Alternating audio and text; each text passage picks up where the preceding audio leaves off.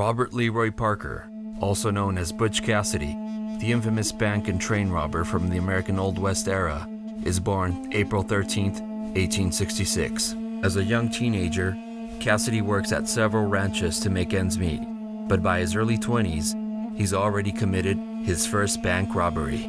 Butch Cassidy stands out in American history because he was the archetype for the hero/bandit.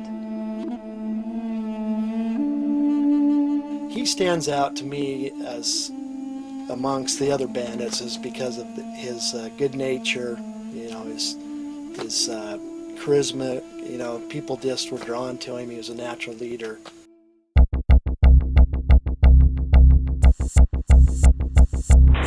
In 1896, after being released from prison for stealing horses, Cassidy joins the infamous outlaw gang that the media calls Hole in the Wall Gang. Well, as bad as they are, banks are better than trains. They don't move, they stay put. You know the money's in there.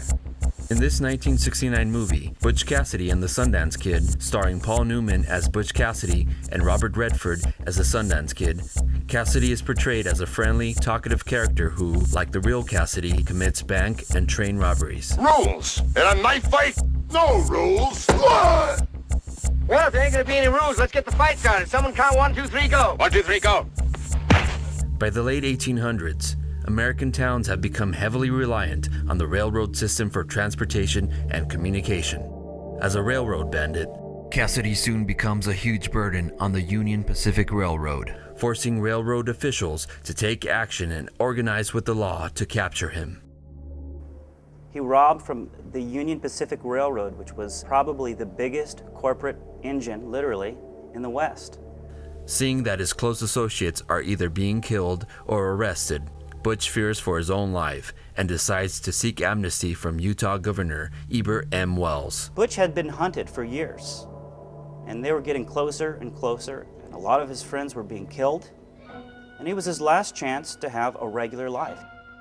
He requests for help from Sheriff Parley P. Christensen, friend of Cassidy's associate, who serves 2 terms as sheriff in Drop County from 1897 to 1904. So he went to Christensen, gave him his Winchester 4440, turned in his jacket holster Colt 45, the black grips, and he went to the Capitol to talk to the governor. The governor said, "Look, we can give you amnesty as long as you haven't murdered anyone."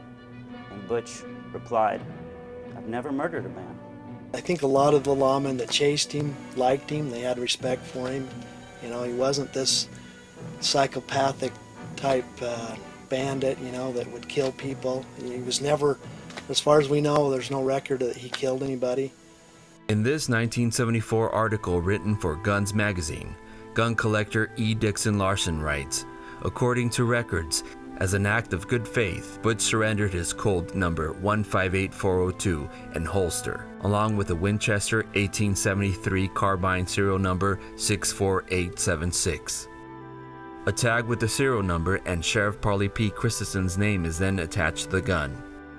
Perhaps because he has a change of heart, he sees a new year and century approaching, or realizes that he can no longer defend himself from the law, Cassidy is motivated to come out from hiding by turning in the Colt 158402 in hopes that the law will give him a second chance. You got to remember, it was 1899, October. The new year was coming. He wanted a new life. He wanted to get out of it. He wanted to start something new.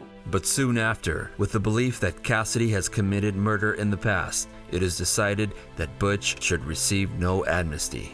The DA was called and said there were murder charges against him, and his amnesty wasn't granted. He was told to go meet Union Pacific officials who never showed up. They were late. He said, forget it. And then he went and robbed another Union Pacific Railroad and left his guns in lockup with Christensen. He went to New York, and he went to South America, ending up in Bolivia. It is during this time that he and his associates start a new gang.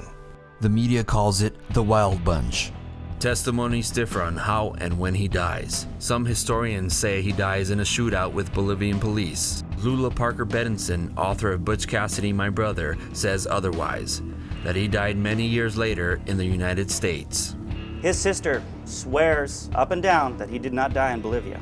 Some of the historians will say, well, that's just an old lady talking, or, that's anecdotal, they'll brush that off. But if you look at the Bolivian account, there's nothing strong there. There's no smoking gun. Either way, the moment he decides to seek amnesty and turn in his Colt 158402 is the same moment a piece of American history is within reach of our hands. I think it's an absolute treasure, one of a kind. I think it's the most well-documented Butch Cassidy Colt in existence. I've heard of other Butch Cassidy guns, but this one definitely has the most documentation. I mean, the first things first, on any Colt, you need the Colt letter.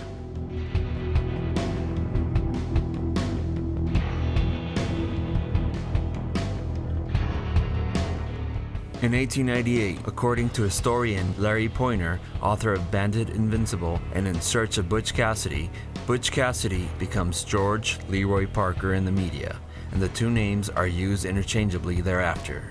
The best portrayal of this use of names is evident in this document.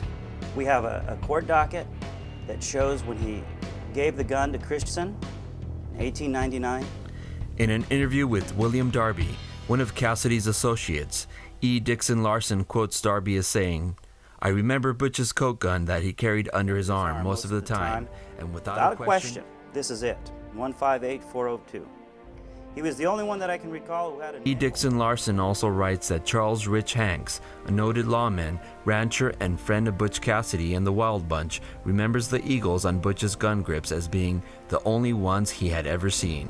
What's also interesting about his concealed Colt is that inside the grips, he put what a lot of people think was his secret treasure or his bank account. And inside the grips are scratched some numbers that a number of eyewitnesses have said that's either the combination to a safe or his bank account in Denver, Colorado.